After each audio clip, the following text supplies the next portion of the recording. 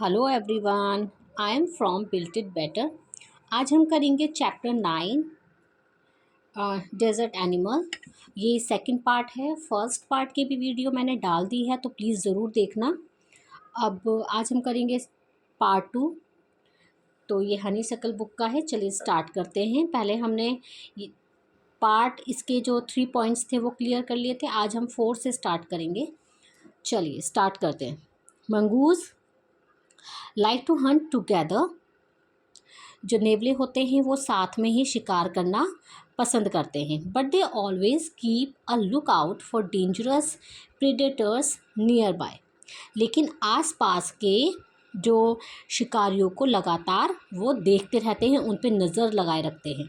Popping their noses into holes, overturning rock with their paws and scratching the ground with their sharp claws। वे अपनी नाक को बिलों में डालते हैं और अपने पंजों से चट्टानों को खरोचते हैं, और अपने पंजों से वो ग्राउंड को भी, जो ज़मीन होती है, उसको भी खरोचते हैं। Banded mongoose are very amusing animal to watch. तो ये जो मंगूस होते हैं बहुत ही क्या होते हैं, अम्यूजिंग मतलब होता है इंटरेस्टिंग। देखिए यहाँ पर भी दिया हुआ है वर्ड मीनिंग में, इंटरेस्टिंग और इंजॉयबल। तो जो मंगूस होते हैं वो बहुत ही इंटरेस्टिंग जानवर होते हैं। A common sight in many part of Africa, they travel in group of about 20 to forage for beetles, millipedes and other small creature. तो अफ्रीका में इन्हें जो अफ्रीका है, अफ्रीका में इन्हें देखना बहुत ही साधारण सा नज़ारा होता है। वो 20 के ग्रुप में टहलने के लिए निकलते हैं। ठीक है, किस चीज़ के लिए निकलते हैं? वो अपना भोजन ढूंढने के लिए। और उनका भोजन क्या होता है? बीटल्स, मिलीपेड्स एंड जो छोटे छोटे क्रिएचर्स होते हैं वो। They like to hunt together. उन्हें साथ में शिकार करना पसंद होता है।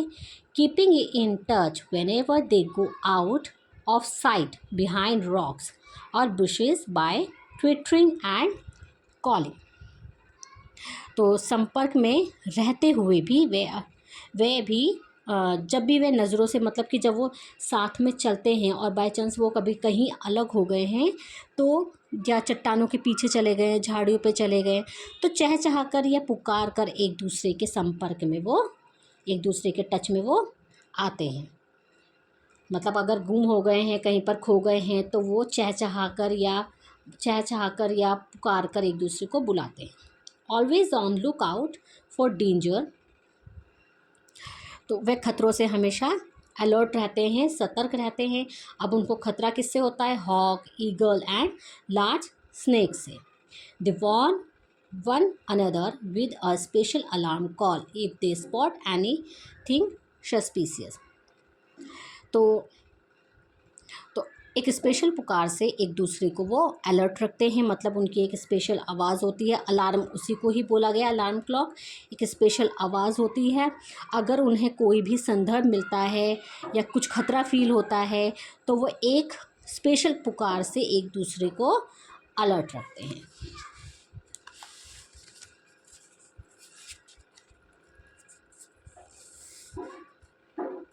Mongoose are famous for being able to kill snakes without getting hurt themselves। बिना अपने आप को नुकसान पहुंचाए हुए वे सांपों को मारने में फेमस होते हैं। ठीक है, their reaction are so fast that they can dodge each time the snake strike. जब भी सांप उन पर हमला करता है तो वो बच जाते हैं एक फास्ट रिएक्शन करके। ठीक, they continually makes a nuisance of themselves until after a while, when the snake get tired, they quickly dive in for the kill।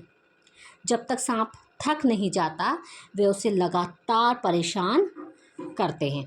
ठीक है, और वो तेज़ी से हमला करते हैं, किसको? मारने के लिए। All the females have their kittens at about the same time. जो फीमेल मंगूज़ होते हैं, मादा मंगूज़ होते हैं, वो एक ही बार में बच्चे पैदा कर सकते हैं। ठीक है, जैसे डॉग करते हैं ना एक ही बार में, ऐसे ही मंगूज़ भी करते हैं। They are raised by the whole group in a den made inside an old termite mound और hollow log। उनका पालन पोषण उनके ही जो ग्रुप द्वारा होता है, उनके ग्रुप में जो भी मेंबर, जितने भी मेंबर होते हैं, वही उनका लालन पालन पोषण करते हैं। और कहाँ पर करते हैं? एक गुफा में जो पुराना दीमक का टीला हो या खोखली लकड़ी के लट्ठे में उनकी परवरिश होती है। When most of the adults are out looking for food, जो ज़्यादातर जो एडल्ट होते हैं वो खाना ढूंढने के लिए बाहर जाते हैं।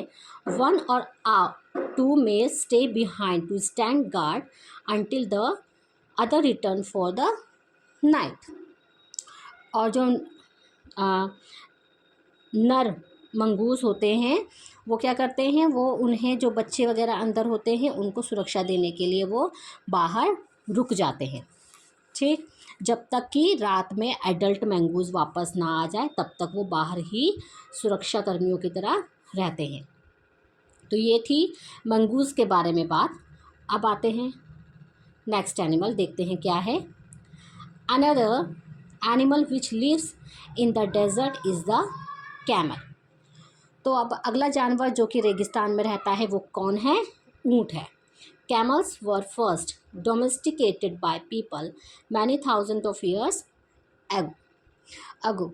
हज़ारों साल पहले जो ऊँट थे ना, वो लोग उनको पालते थे। इन द वाइल्ड, अभी भी पालते हैं। In the wild camel usually lives in small group of up to 30 animals. ऊँट अक्सर 30 एनिमल के समूह में जंगल में रहते हैं। Camels have long shaggy winter coat to keep warm. तो कैमल्स को गर्म रखने के लिए उन पर क्या होता है, एक शेगी बालों से भरा हुआ कोट होता है ताकि वो उनको गर्म रख सके। And shorter tidier coat in the summer to keep cool. और गर्मियों में छोटा सा साफ सुथरा सा कोट होता है जो कि उसमें ठंडा रख सके। A thirsty camel can drink as much as 30 gallon of water. एक प्यासा ऊँट जो कि 30 गैलन ऑफ वाटर पानी पी सकता है। That's about 500 full of glasses, जो कि 500 फुल भरे हुए ग्लास के बराबर होता है। इन जस्ट 10 मिनट, वो भी कितने? 10 मिनट के अंदर। Normally, however, it gets all the moisture it needs from desert plant and can survive for up to 10 months without drinking any water at all। और नॉर्मली क्या होता है ना, पानी तो अब मिला ठीक है, नहीं मिला कोई बात नहीं, लेकिन डेजर्ट प्लांट से वो बाकी पूर्ति करते हैं अपने मॉइस्चर की। ठीक है, और वो 10 महीनों से ज़्यादा बिना पानी पिए रह सकते हैं। ओके, चलिए। There are 2 different kind of camel. 2 तरह के कैमल होते हैं। एक होता है one known as dromedary has only a single hump. एक होता है ड्रोमेडरी जिसको बोला जाता है और उसका एक सिंगल हम्प होता है। The other is called a Bactrian camel. दूसरा होता है बैक्टीरियन कैमल जिसके 2 हम्प होते हैं। Okay, the humps help the animal to survive in the desert. तो हम्प की वजह से ही वो डेजर्ट में जीवित रह सकते हैं। By acting as storage container but they don't store water. मतलब कि एक कंटेनर की तरह, लेकिन ना ये मतलब उसमें पानी स्टोर नहीं रहता है। As many people wrongly believe, ये लोगों का एक गलत बिलीव है, विश्वास है। They are full of fat, वो सिर्फ एक चर्बी से भरे हुए होते हैं। This fat nourishes the camels when food is scarce. जब उन्हें फूड की कमी होती है तब यही जो फैट होता है ना, उन्हें ऊर्जा देता है। ठीक है, जब उन्हें खाना नहीं मिल पाता है तो इसी फैट की वजह से वो जीवित रह पाते हैं।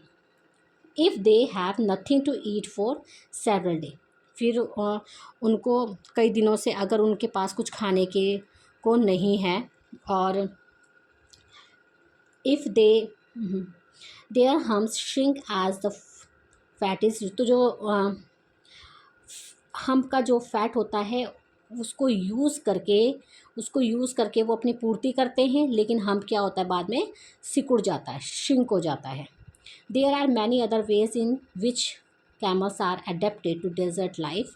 There mouth are so tough and that even the sharp thorn cannot pierce through।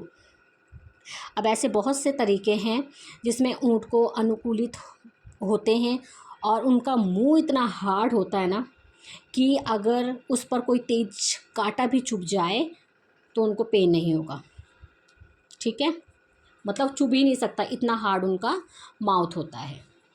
I hope ये सेकंड पार्ट भी समझ आया होगा। तो प्लीज़ अगर मेरी वीडियो से थोड़ी हेल्प मिलती है तो लाइक शेयर एंड सब्सक्राइब ज़रूर करना। Thank you.